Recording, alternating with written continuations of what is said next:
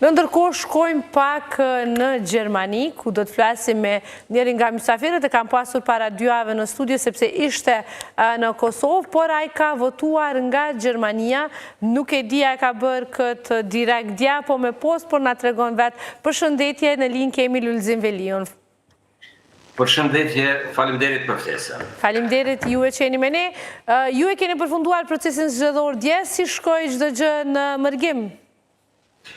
Po pra, si në Düsseldorf ashtu edhe në të gjitha qendrat tjera ku ka pasur votim, jashtë Kosovës, votimi është zhvilluar ditën e shtunë, pra dje janë mbajtur zgjedhjet në të gjitha, më duket kanë qenë 30 gjithsej ambasada dhe konzulata, ku 26.000 qytetarë që jetojnë jashtë Kosovës e kanë pasur të drejten e tyre për të votuar direkt, ndërsa pjesa tjetër e atyre që kanë qenë të regjistruar e kanë dërguar votën e tyre përmes postës drejt Komisionit Qendror Zgjedhor. Pra në Düsseldorf janë mbajtur zgjedhjet dje, një proces i qetë, i rregull dhe pa asnjë ekses. Zotri Veliu, doja të dija gjithashtu të... Apo dëgjohemi? Po, Zotri Veliu, po ju dëgjojmë. Doja të Apo dëgjohemi? Po, apo na dëgjoni ju? Alo, Zotri Veliu, apo na dëgjon? Zotri Veliu?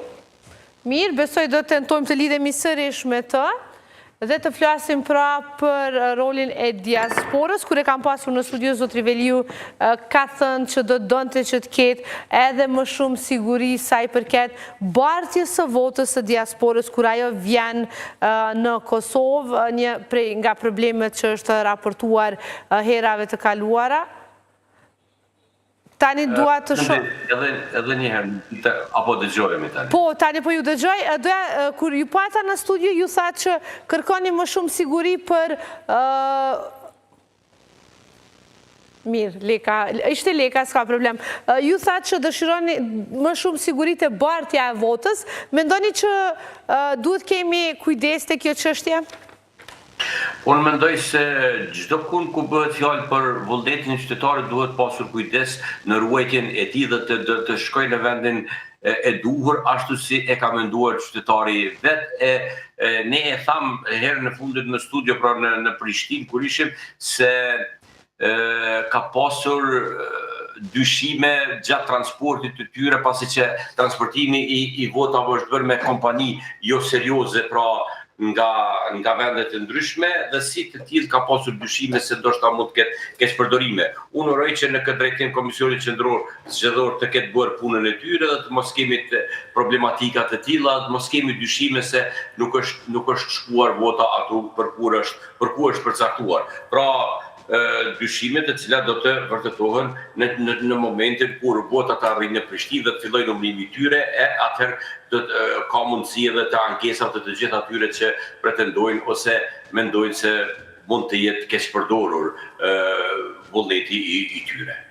Ne patëm këtu një sociolog dhe tha që ashtu si që ka rëndësi diaspora për se cilën familje kosovare, që se cila familje ka dikë jashtë vendit, atë rëndësi e ka edhe tek shteti ynë, pavarësisht atyre përçarjeve sociale që janë shpërndar së fundmi në zgjedhjet e fundit në vend.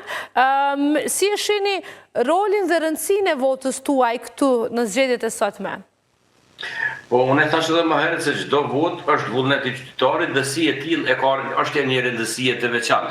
Qoftë e qytetarëve që jetojnë në Kosovë, qoftë edhe atyre që nuk jetojnë në Kosovë, pasi që në shumë raste kemi dëgjuar se diaspora nuk duhet votojë ose pse duhet vinë ata të votojnë. Unë mendoj se për të votuar duhet të votojmë të gjithë. Duhet çdo njeri të shprehë vullnetin e tyre politik.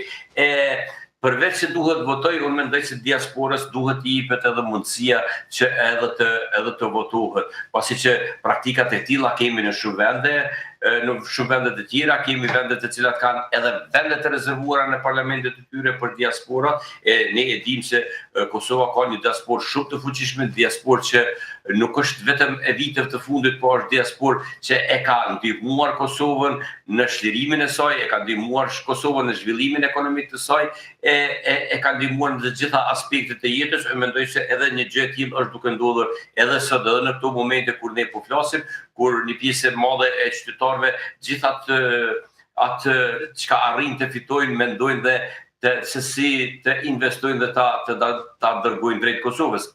Gjërat e tilla normal që i ndihmojnë jo vetëm familjet e tyre, po i ndihmojnë edhe të gjithë shoqërinë. Dhe pikërisht janë këta disa faktorë të cilët duhet të mendohen nga të gjitha ata që shprehin atë pakënaqësinë e tyre kundrejt diasporës. Çfarë do të qoftë vota e diasporës? Pa marrë parasysh se ku shkon, se pasi ne kemi parë që viteve të fundit një pjesë e madhe e diasporës kanë votuar për subjektin politik që po drejton me qeverinë së fundi, sido që të jetë, është vullnet i tyre, duhet respektuar dhe duhet të i jepet edhe mundësia edhe të votohet diaspora. Jo vetëm të votoj, por edhe të ketë përfaqësuesit e saj në Parlamentin e Kosovës. Faleminderit shumë, faleminderit për kohën tuaj. Faleminderit, kënaqësi. Dhe